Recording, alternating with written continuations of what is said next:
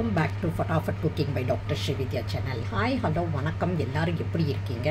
First of all என்னோட வியூவர்ஸ்க்கு சப்ஸ்கிரைபர்ஸ்க்கு well விஷர்ஸ்க்கு கஸ்டமர்ஸ்க்கு என் தேங்க்ஸை convey பண்ணிக்கிறேங்க. இந்த நாள் உங்கள் எல்லாருக்குமே இனிமையான நாளாக இருக்கணும் அப்படின்னு விஷ் பண்ணுறேங்க. இன்றைக்கி நம்ம இந்த வீடியோவில் இட்லி பிரியாணி தாங்க பண்ண போகிறோம். ஏன்னா இட்லியெல்லாம் பிரியாணி பண்ண முடியுமா அப்படின்னு நினைக்கிறீங்களா? வாங்க எப்படி செய்கிறதுங்கிறத பார்க்கலாம். இப்போ இந்த இட்லி பிரியாணிக்கு தேவையான பொருட்கள் என்ன அப்படின்னா, தக்காளி கொஞ்சம் எடுத்து ஒரு 2 தக்காளி உங்களுக்கு அளவுக்கு தேவையான அளவுக்கு தக்காளி கட் பண்ணி வச்சுக்கணுங்க.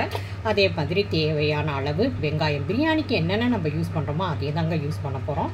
பட் ஆனால் இது இட்லி அரிசி இல்லாமல் இது இட்லி வச்சு செய்ய போகிறோம்.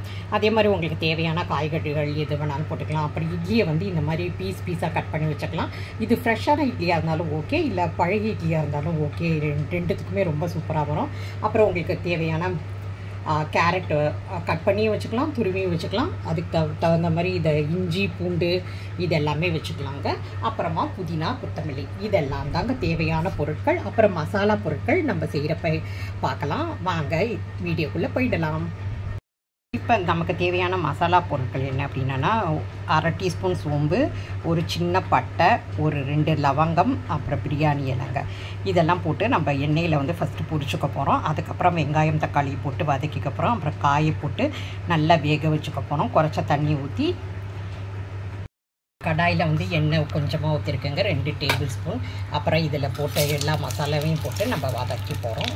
அப்புறம் தக்காளி வெங்காயம் இதெல்லாமே போட்டு வதக்கிக்க போகிறோம்.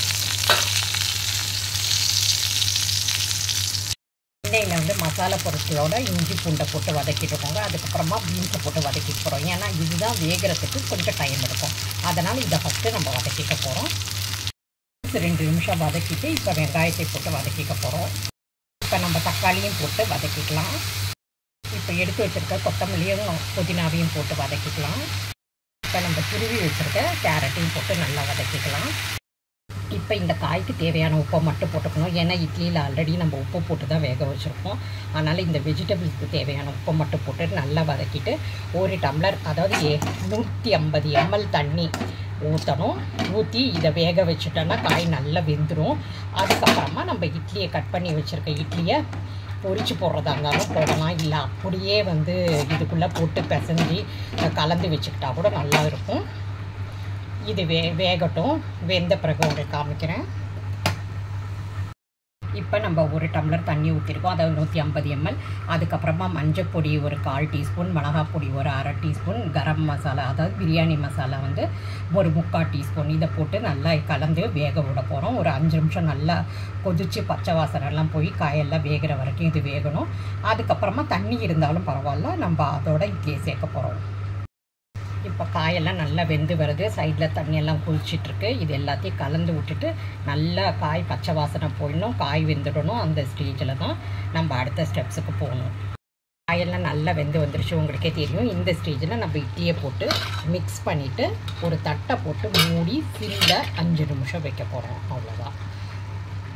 இப்போ இட்லியை போட்டு நல்லா மிக்ஸ் பண்ணிட்டோம். இப்போ ஒரு டைட்டான ஒரு தட்டை மூடி போட்டு வேக விட போகிறோம். ஒரு 5 நிமிஷம் சிம்மில் வைக்கணும்.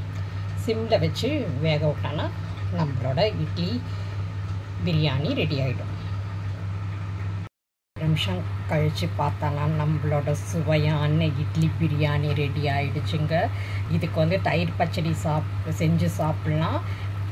நைட்டில் தயிர் ஒத்துக்காதுங்கிறவங்க சாஸ் வச்சு சாப்பிட்லாம், சூப்பராக இருக்கும். வெறுமனே சாப்பிட்லாம், இது ரொம்ப சூப்பராக இருக்கும். குழந்தைங்களுக்கெல்லாம் ரொம்ப பிடிக்கும்.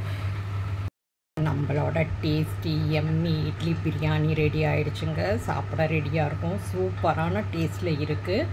நீங்களும் ஒரு தடவை கண்டிப்பாக உங்கள் வீட்டில் ட்ரை பண்ணி பாருங்கள். உங்கள் குழந்தைங்களுக்கு நிச்சயமாக இது ரொம்ப பிடிக்கும். உங்கள் வீட்டில் இருக்கிறவங்களும் வித்தியாசமாக இருக்கே அப்படின்ட்டு இதை சாப்பிடுவாங்க. ஸோ இந்த இன்ஃபர்மேஷன் உங்களுக்கு பிடிச்சிருந்துச்சுன்னா லைக் பண்ணுங்கள், கமெண்ட்ஸ் பண்ணுங்கள், ஷேர் பண்ணுங்கள். மறக்காமல் ட்ரை பண்ணி பாருங்கள். அதே போல் மறக்காமல் எங்கள் சேனலையும் சப்ஸ்கிரைப் பண்ணிக்கோங்க. பெல் பட்டனையும் ஆல் பட்டனையும் எனேபிள் பண்ணிக்கோங்க. அப்போ தான் நாங்கள் போடுற வீடியோஸோட நோட்டிஃபிகேஷன் உடனடியாக உங்கள் கவனத்துக்கு வரும்.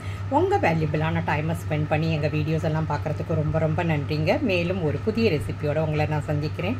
நன்றி, வணக்கம்.